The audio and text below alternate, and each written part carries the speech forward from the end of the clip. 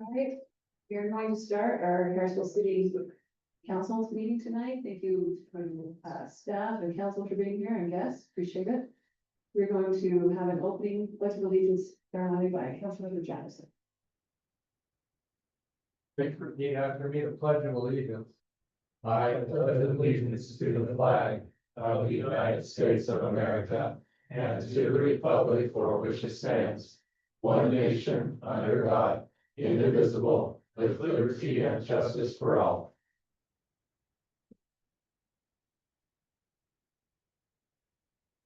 Heavenly Father, as we come before thee at this time, we're indeed grateful for our many blessings and the opportunity we have to serve in the city of Harrisville.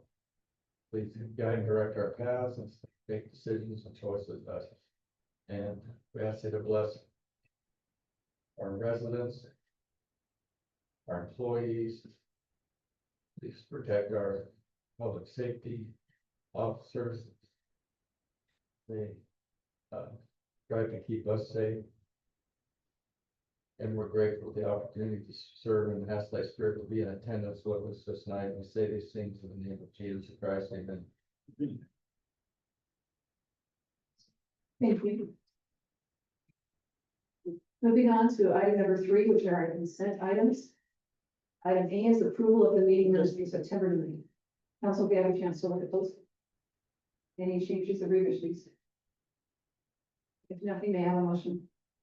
I'll make a motion to approve the meeting minutes for September 9th, 2025. I'll second. Motion and a second, all in favor? Aye. Any opposed? Motion carries. Thank you. Item 4, which is our business items. First one is the discussion possible action to surplus equipment. Chief Wilson. So tonight I'm asking to surplus some of the old firearms the city owns. In the last few years, we've been in the process of switching over handguns so that all our weapons are the exact same, so each officer is set up the same. We've finished the pistols. We've got a good portion of the rifles done, and then we'll move to shotguns. But this list of guns are ones we no longer need.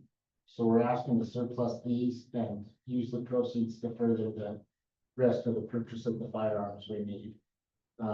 The sale will be on a public forum of some sort, either on a web page or through an FFL, so that way they will be available to the public for Utah law.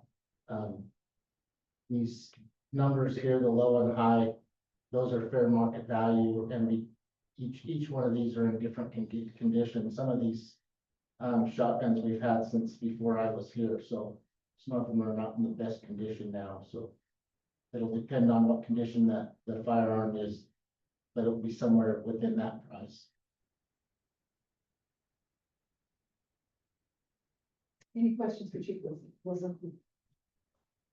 How many of the we bought from Davis and with the three round bursts do we have left? We have all of those left, but those will not be surplus. They can only go to either another department or an FFL. They're just a restricted weapon. So none of these listed are the short barrel or the select fire. We'll just retain those for department use. So how do you go about surplusing these or putting them out for sale? We'll either list them on a web page or just take them to a dealer and let the dealer sell them. I'll kind of weigh that as what will bring more money for the city. But either way, they'll have to be transferred through an FFL. So if we list them, we'll have to take them to an FFL. They'll have to pay the transfer fee and transfer them that way. Would they sell them on consignment, mostly? Sell them on consignment for a percentage of it, or would they just? Yeah, if you're looking to a dealer, usually that's what they do is, something like wholesale, I know will just charge their fee for transferring them. Right.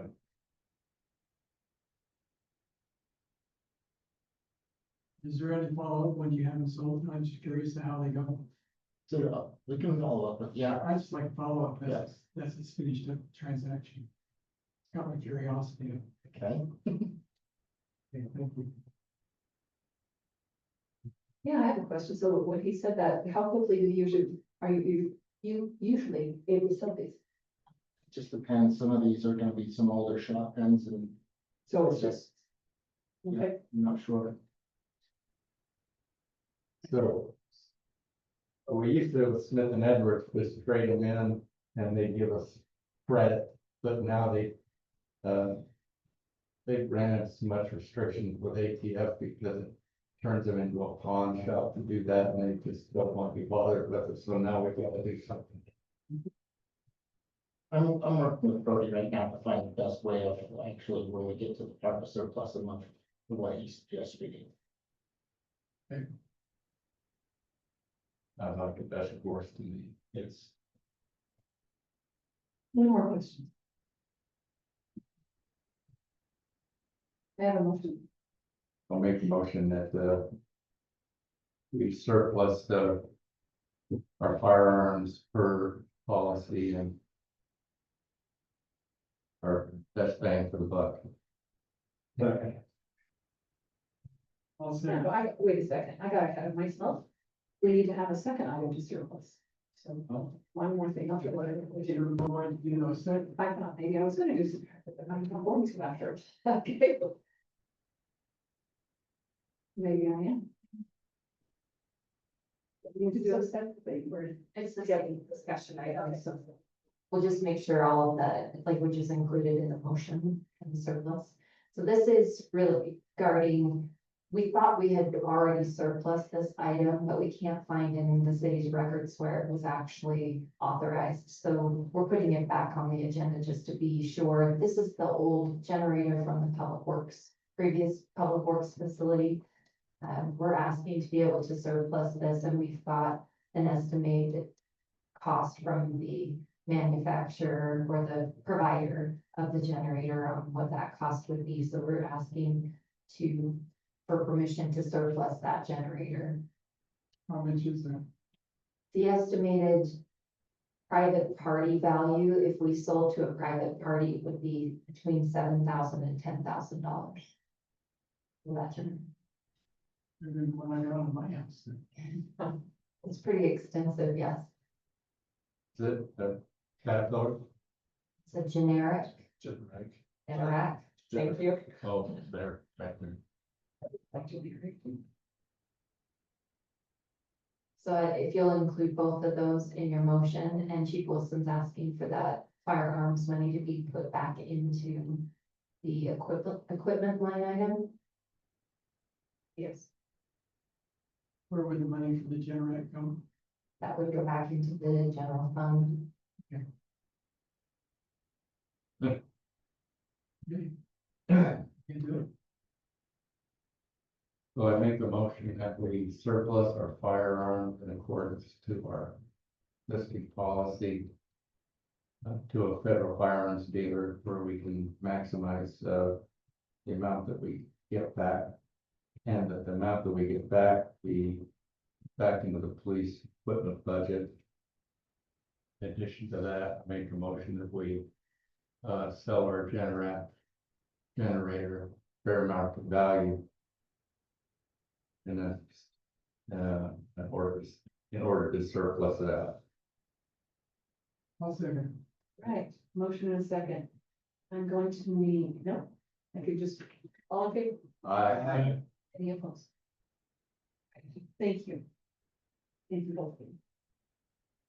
Item B, discussion possible action on ordinance 567, which is a Departmental Organization Amendment. Turn time to Jennie Knight. Thank you, Mayor. Good evening, council. This item comes before you as we have continued our search for a new public works director. We've conducted a type of analysis to determine whether or not it makes sense for the city to combine these departments.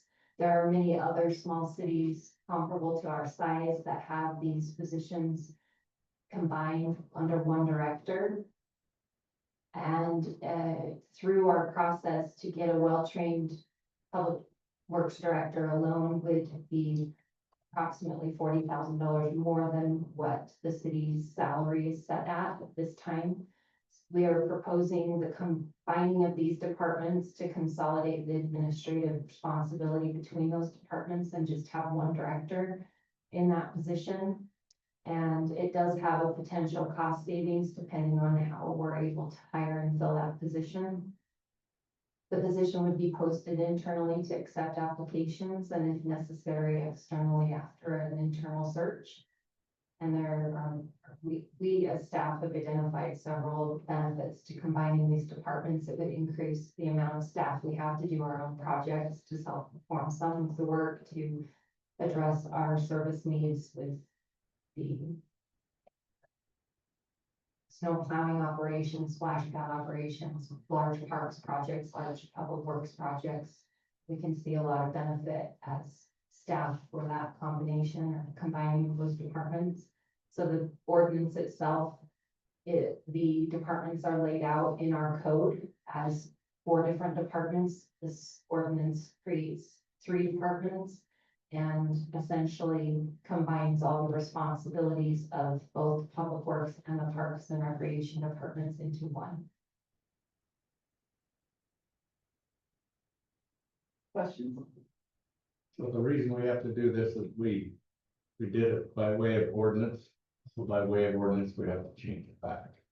Yes, historically in Harrisville, it was one department until 2014, but when it was separated into 2 separate ones, so we're going back to combine them and yeah. So how does that affect our personnel right now? So Which I'm looking like in Brian's case, this is combined together, how does that affect him as far as the salaries? the long term, it is undetermined at this point, but the goal would be to have one director serving both departments, which would essentially free up a director's salary in the long run.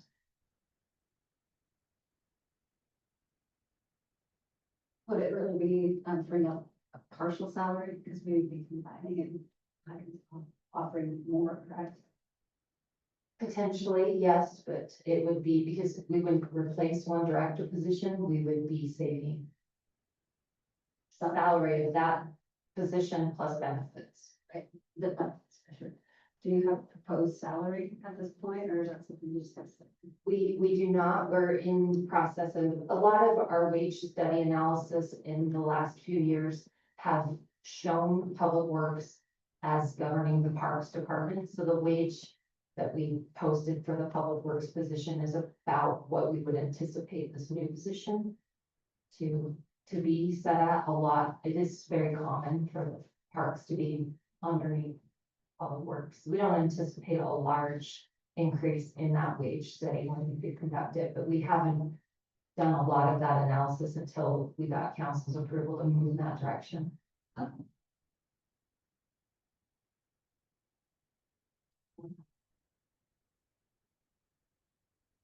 Any more questions? Anything?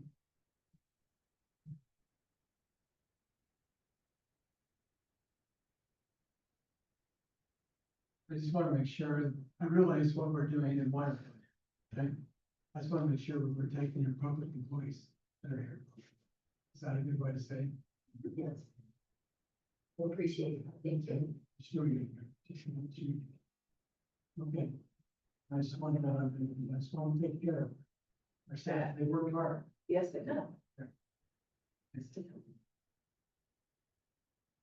Yes, I do have one more question. Who would be conducting interviews and doing the hiring process? We will put together a board of interviewers. Typically that's individuals outside the city, and they would do a recommendation to the mayor.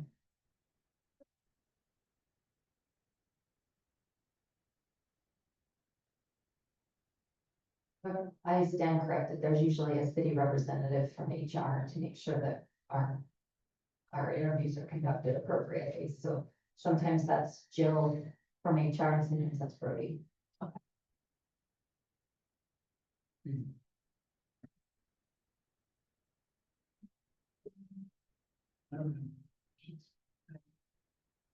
Give you a few more minutes if you need it. Sure, now, hold on. If not, don't. So I want to take a stab at this.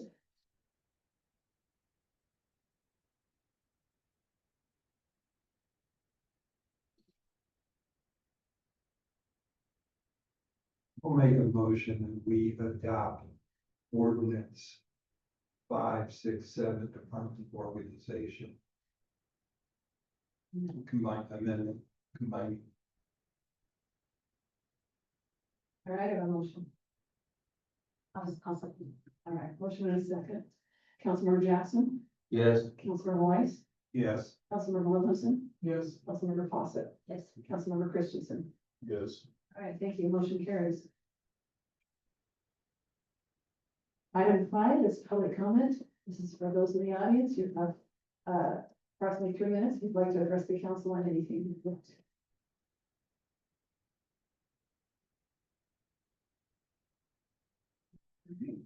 If not, we're going to move on to Mayor Council follow-up. First of all, I'm going to go down the line. Chief Wilson, what have you got? I only have one thing tonight. Just want to let council know that we have submitted for our accreditation process and we're now just waiting for them to assign an assessor to us. Cool part about the accreditation is there's approximately 130, 160 law enforcement agencies in Utah. Only 28 of them are accredited through the Utah Chiefs of Police. Of that 28, Ogden is the only one up there on this north end that is accredited. So if we get through all the process, we will be the second from this north end to be accredited by Utah Chiefs of Police. So number 29, of the state. Yeah. Well, we've been working on it for how long? Years. Years. What does that establish? Just refreshing my mind when we talk about this. It's just going over policies that we have, best practices, and making sure that we're doing things the way we're supposed to be doing them. So it goes through our whole policy manual. I would have to go back and look at how many of the policies are actually included into the accreditation, but there's a good part of them that just goes through. And the good thing about it is it gets you to go through all the policy and make sure that we're doing the things that we're supposed to do. Keeping us out of trouble, liability, and it helps us with federal grants. If you're accredited or in the process, you're eligible for federal grants. Isn't there also a bit of a premium break with the trust? That's what I believe. I know that they will reimburse the fee that we paid to the accreditation service, so they'll pay it back to us. So I believe that was at least 2,000 that the trust will pay back, and we should get a break on the insurance. I think I heard there's like 77 things that you have to check off that list. Yeah, there's a lot. Just so I don't think Dennis needs a lot of credit because I know he put a lot of time into that. Yeah, he's worked hard on it. How long you guys been working on this? We started this, I want to say at least 3 years ago, but every time we get going on it, we run into staffing issues and then we have to kind of worry about that. And when we go back, it's a new addition and then we were starting over and yeah, it's been a process. It's been frustrating. So it's been a long time. Thank you. 7, Yeah, that's it. Director Fox. Just the fall festival, Tuesday, 21st. If you're gonna bring a trunk or anything, but be set up by 5, and the carnival itself will start at 5:30. 5:30 to 7:30, fireworks afterwards, kind of the same footprint as last year, so. Looking forward to it. Dress warm. Yeah. Yep. Right, Jennie Knight. Thank you, Mayor. I have a couple of items this evening. The first, I'd like to draw your attention to the November meeting dates. The original meeting date is scheduled for November 11th, which is Veterans Day and it's observed as a holiday. So we are postponing the regular November meeting till the 18th of November. So just wanted to get that on your radar, that will be a week later. Maybe you saw in your own emails the notice from the Moderate Income Housing Report that we received our compliance for another year for our Moderate Income Housing Report. We did postpone the bid due date for the City Hall Police Department. We extended that bid deadline by a week. We did that only after we talked to our financial advisor and our bond attorney to make sure that we are well within the guidelines in case those bids come back too high and we need to unravel the bonds for some reason because we're not going to move forward on the project. So we are remaining in compliance with that deadline, but we were able to give the contractors a little extra time to get better numbers from their subs. We're hoping that they're sharpening their pencils very tight to make the numbers match, but we will have those numbers next week. So I'm happy to reach out and let you know where those bids come back in. And did they have any preliminary numbers at all? Sorry. They did not. They haven't provided us any preliminary numbers, which isn't uncommon. But we did hold an RFQ, so we have 17 proposals given through contractors for qualification. We shortlisted that to 6 qualified contractors, so the numbers will really be what tops when we get those bids back. So that's a little report on that. And also I wanted to report that the Utah State Tax Commission, maybe you've already become aware of this as well, but the State Tax Commission denied our property tax increase due to a technicality with our noticing, which was a result of a change in legislation from last legislative session. The legislative session requires the county to provide the city with a list comparing property tax values with other entities that are proposing that. We were unaware of that notice. It was nothing that had been brought to our attention or talked about in any training sessions on legislation. 35 entities were denied that their property tax for this 2025 year. So just wanted you to be aware that we did receive that denial That comes from the state. from the State Tax Commission. That meeting that stays the same one. It means it will reduce to it actually won't maintain the 0.0015. I'd have to refer to Jill's slides to let you know exactly what the certified. Yes. What that exact number is, I don't want to guess, but yeah, you remember the notices. Any more questions for Jenny? Are you done? Okay. Max, we got anything tonight? Okay, Robert? Aaron? Yeah, I just had a question, like, for Ashland Road and some of these new subdivisions, who's responsible for maintaining the areas with retaining ponds and the stagnant water and the surcharges? Probably our public works, and we've been a little short this. They have, you know, just making sure.